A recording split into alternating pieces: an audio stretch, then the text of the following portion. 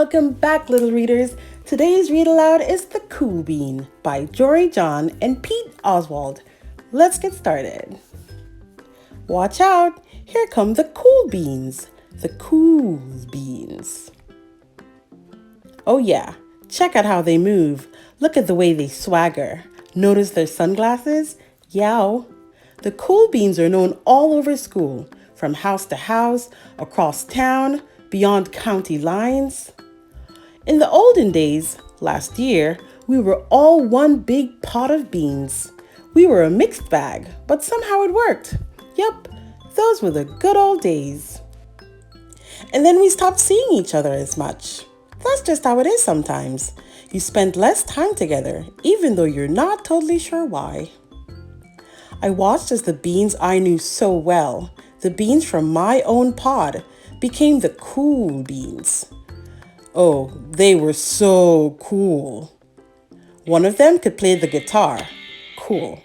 One of them could draw the best superheroes. Cool. One of them could jump higher than any bean I'd ever known.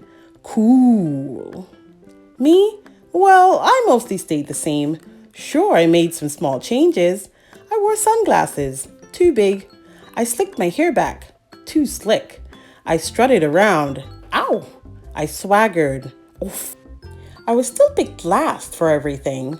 My clothes never seemed to fit. I snorted when I laughed. Honk. I walked into stuff. Whomp. I was an uncool bean for sure. I started thinking of myself as just a common bean with no special skills. I couldn't compete, so I didn't even try. I'd never be a cool bean. It seemed like there were two types of beans in the world. There were the cool beans and the beans like me. The days all blended together. I lived my life and things were just okay. I took tests and ate lunches and mostly kept to myself. The cool beans continued being cool. I mean, sure, I missed them a bit. And it's not like I was going to say anything. I felt like all that coolness had gotten in the way of our friendship. And that's how it went until one day, I was in the cafeteria. I dropped my lunch on my loafers. Oh no, not again. But then something sort of miraculous happened. Out of nowhere, one of the cool beans helped me clean it up. He didn't even say anything. He just gave me a nod. That was it. Later, I was out on the playground.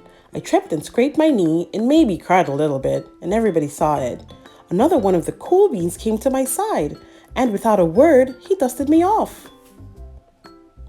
That afternoon, I was sitting in class. I wasn't really paying attention.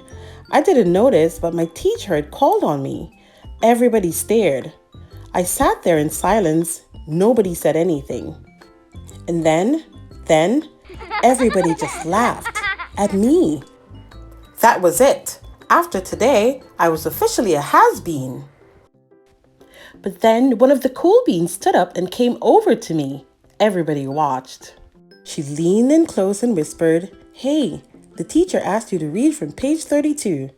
Then she gave me a quick wink and went back to her seat. It was a small gesture, sure, but it was also everything.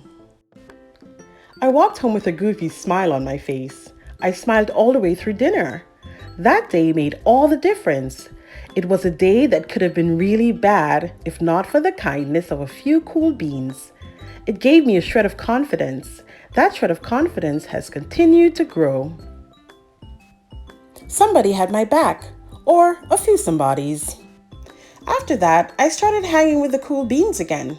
How have you been? Get it? How have you been? Not all the time, but sometimes. At lunch, after school, even on the weekends. Throughout all of this, I realized that it's not about how you look or any of that other silly stuff. It's about a wink or a nod or a smile at just the right moment. It's about dusting somebody off, helping them up again, and pointing them in the right direction. You need a hand? Yes, please. Now that's cool. Thank you so much for listening, little readers. Always be kind. Thank you. Bye.